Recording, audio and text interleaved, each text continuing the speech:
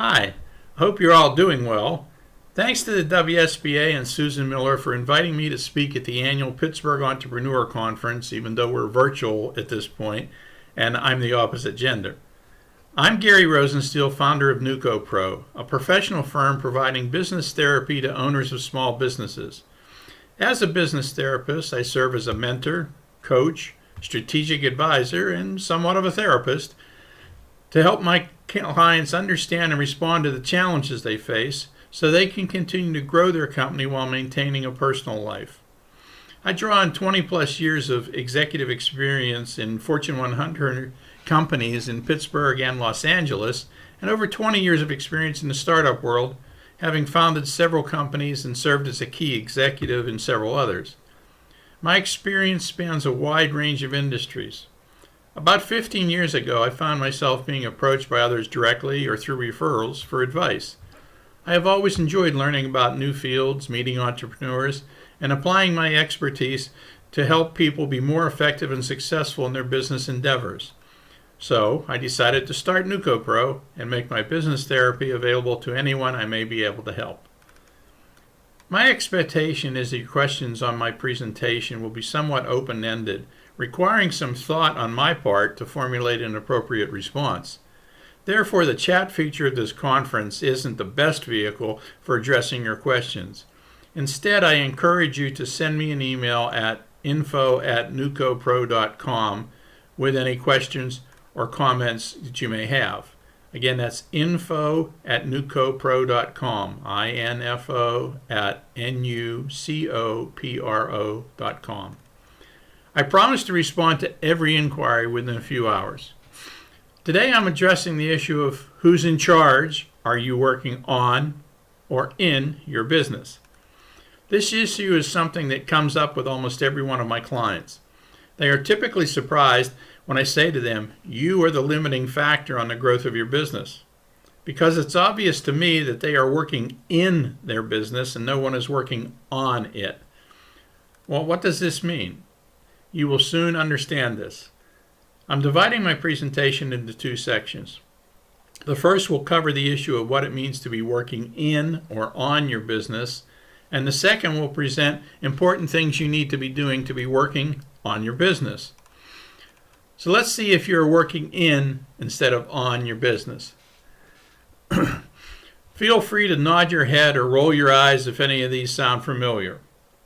Do you spend almost all day, every day, working on tasks for your clients? If you do, you're working in your business. Does planning in your business consist of starting the day and figuring out how to get to the end of it? Those of you who are nodding your heads or agreeing with that are working in your business. Do you know which activities are profitable and which are not? If not, you're working in your business. Have you empowered your staff with authority to take action on certain things, or does every decision have to be made by you?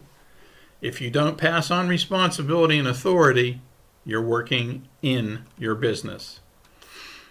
Have you thought seriously about where your business will be in 6 months or a year? If not, you're working in your business. I have a feeling at least some of these statements hit home with you. Let's consider a somewhat worst-case scenario.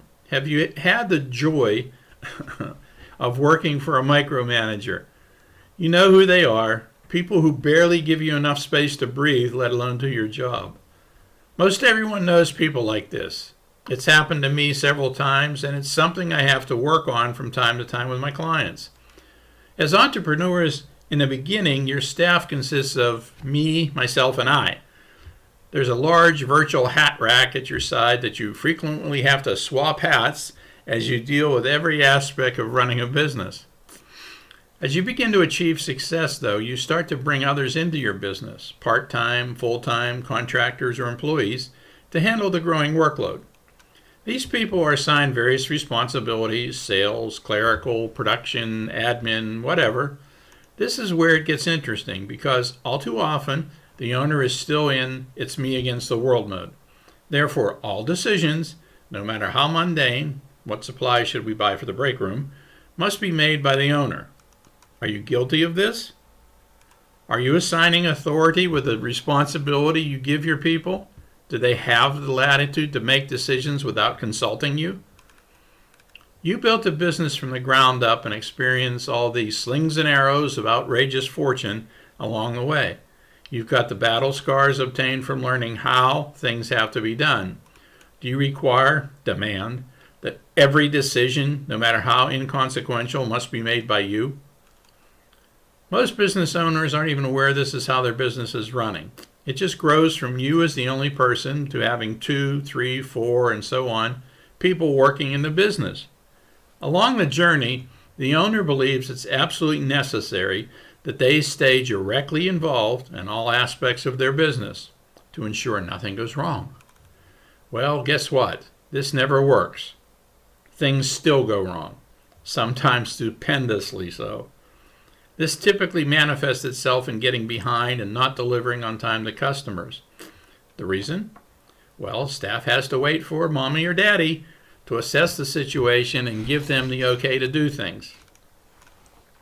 As I mentioned earlier, I see this dynamic a lot, which causes me to tell the owner, you are the limiting factor on the growth of your business. If nothing can be accomplished without the review intervention of the owner, the amount of business that can be conducted is restrained by how many hours the owner has in a day.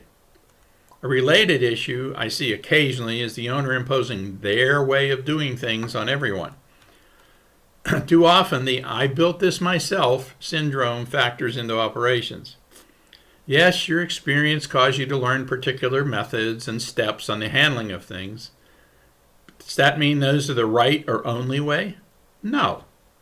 As I learned myself in my early days of Fortune 100 management, the important thing is the task being completed as required and on time? If the answer is yes, success has been achieved. How the person accomplished the task is really not important. We're all unique individuals with different approaches to handling assignments. Something that works for you may be a pain to the next person. Don't waste your valuable time trying to create clones of yourself so everyone does every single thing the way you do. While you do want to keep your eyes on ensuring the work does get done, let 1,000 flowers bloom with how the work is done. I guarantee you'll be surprised on an ongoing basis when you discover there are actually better ways to do things than your original approach. There is an operational plateau to how big a business can become when the owner is engrossed with working in the business, making all decisions, imposing specific work methods. No matter how wonderful the business is or how much people are clamoring for its services, it will be held back by the time available to the owner. That's the most obvious negative effect of the micromanaging owner. But the other negative effect is more insidious and may doom the business to failure. If you're spending your entire day in the trenches, working on the business, no one is looking into or planning for the future, working on the business. So now we understand the pitfalls of working in your business. What are the things you need to consider to effectively work on your business? And just before I get into the second part, I do want to remind you, I'll be happy to answer all your questions if you email me at info@NuCoPro.com. So, someone must be steering the ship and plotting a new course. It's been rightly said that the focus of a CEO is outward, not inward. Their primary job is to identify new opportunities, look out for competitive threats, create a vision of the future, and plot strategy to get there. Secondly, they must ensure capable, independent people are running the various aspects of the business, so the CEO is able to devote their energy to the tasks that are integral to working on the business. It can be hard to follow Elsa's advice from Frozen and let it go. What if someone makes a mistake? Well, guess what? They will. They're just like you, human. Mistakes will be made and must be addressed as learning experiences, not opportunities to berate the person and show them who's boss. From personal experience, I've discovered the power of forgiveness. It not only creates a positive environment in your business, it takes the weight off you. You're not carrying a grudge. Explain what went wrong and how it should have been handled, and then let it go. The person will appreciate your understanding of their human fallibility, will strive to improve, and will not be fearful of acting on things in the future. This empowerment will take work off you and free you to be the CEO. The bonus is that the person will be more loyal and engaged with your business. If you find someone repeatedly making similar mistakes, though, then it's time to move on. Their future lies elsewhere. Fortunately, this is a minority occurrence. So as you assign responsibility to people, also empower them with authority. Let them take care of the aspects of the business that you do not need to be continually involved with. Free yourself to be the CEO. All right, you're pulling yourself out of the trenches and letting go of things that others can and should be taken care of. Now, what do? Well, here are a few suggested areas that you should consider. First, what is your competition doing? Are your competitors growing faster than you? If so, why? Do they have better salespeople? Is their marketing more effective? Or hopefully not, they are offering better service than you? Are they doing things that you need to incorporate in your business? Often this falls into small icing on the cake things, such as reaching out occasionally to check in that you're meeting their expectations. Just letting them know that you appreciate their business and are there to help them. By the way, it's not unusual for this activity to turn up new opportunities either with that client or their business associates. When you talk to them and they said, oh, I have a friend that I think you'd be able to help. Let me get you in touch with them. Or, oh, you know what? We're starting a new thing and we need to get this into the business. Secondly, can you leverage your expertise into new areas?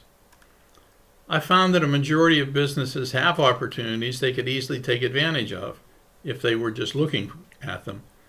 They are missed because you've been completely absorbed by day-to-day activities. But now that you've got some CEO breathing room, you can research and move on this.